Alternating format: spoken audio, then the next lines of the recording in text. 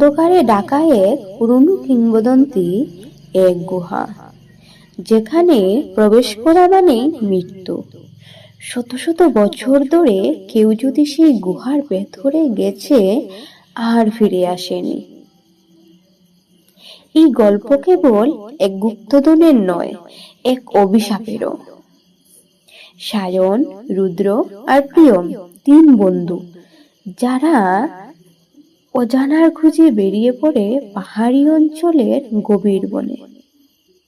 তাদের গন্তব্য সেই রহস্যময় গুহা, যেখানকার বাতাসে ছড়িয়ে আছে আতঙ্ক।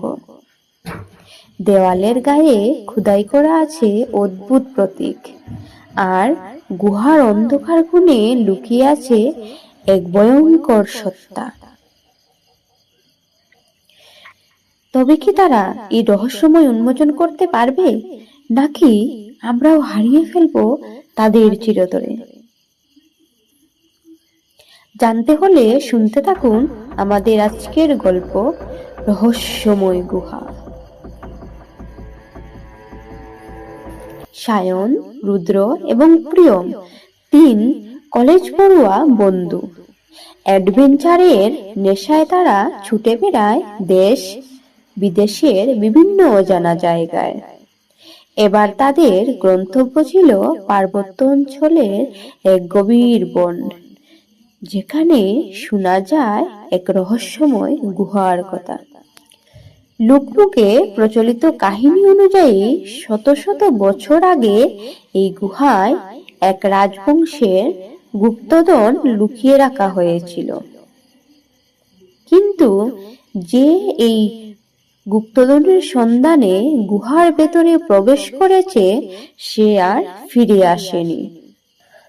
তিন বন্ধু যখন গুহার কাছাকাছি পৌঁছালো, তখন ওই অদ্ভুত একটা অনুভূতি তাদের ঘিরে ধরল। চারিদিকে ঘন কুয়াশার মতো ধোঁয়া, আর বাতাসে যেন একটা ঘা ছমছমে গন্ধ। এটা নিশ্চয়ই আমাদের কল্পনা, বলল রুদ্র। প্রিয়ম হাসল। ভয় পেলে বলো, ফিরে যাব। ভয়? আমি? সায়ন জবাব দিল, এসো ঢুকি। তারা তিনজন গুহার প্রবেশ পথে এলো। ভেতরে প্রবেশ করার পর আবছা আলোতে দেখা গেল প্রাচীন দেওয়ালের গায়ে খোদাই করা রহস্যময় প্রতীক। হঠাৎ করে পেছন থেকে আসা এক শীতল বাতাস তাদের কাঁপিয়ে দিল। শব্দটা শুনল, ফিসফিস করল রুদ্র। দূর থেকে যেন কারো করুণ স্বর ভেসে আসছিল। গুহার আরো ভেতরে এগিয়ে যেতেই এক বিশাল হলঘর দেখা গেল। সেখানে মাটির উপর ছড়িয়ে ছিল পুরনো মুদ্রা আর অলংকার।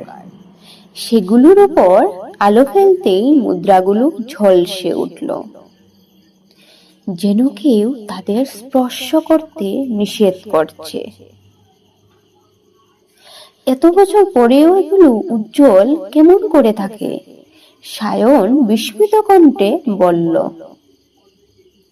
হয়তো এগুলো বিশেষ কোনো ধাতুতে তৈরি, রুদ্র বলল। কিন্তু তার চোখে ছিল সন্দেহের ছাপ। হঠাৎই পিছন থেকে এক বিকট আওয়াজ এলো। গুহার প্রবেশ পথ বন্ধ হয়ে গেল। আতঙ্কিত হয়ে তিনজনই এদিক ওদিক তাকালো। তারপর ওই চোখের সামনে এক অবিশ্বাস্য দৃশ্য। হলঘরের এক কোণ থেকে কালো ছায়ার মতো কিছু একটা ধীরে ধীরে বেরিয়ে এলো।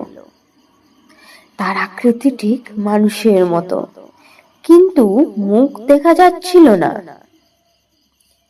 তোমরা কে? ফিসফিস করা এক গভীর কণ্ঠ ভেসে এলো। কেউ কোনো উত্তর দেওয়ার সাহস পেল না। এখানে যারা আসে তারা কখনো ফিরে যায় না, সেই ছায়ামূর্তিটি বলল। সায়ন ঠোঁট শুকিয়ে এলো। প্রিয়ম গলা শুকিয়ে গেছে, কোনো কথা বেরোচ্ছে না।